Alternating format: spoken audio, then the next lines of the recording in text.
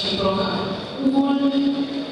No a my ještě s těmi kytičkami, zatím to přežili kytičky, tak my s nimi hned zvládneme celou tu první volenku. Zatančíme si s touto slečnou ještě jeden valus, zatančíme si s tím valčí i čaču. To je trošku pro kytičku nebezpečné, ale já věřím, to všechno zvládne. Můžete je dvou proudit, vidíte, vedle sebe, ať se lezeme.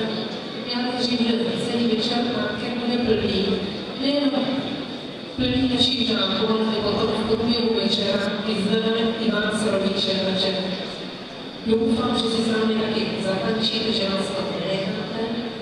No a pánové, postavte se na vás, uchoďte námi do pevného držení. Já jsem vám říkala, že se nemusíte bát, i když to budou maminky.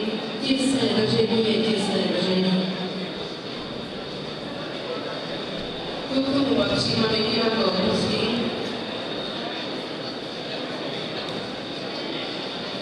Posílu tance. A radši řeknu, že pravou, protože jste trošku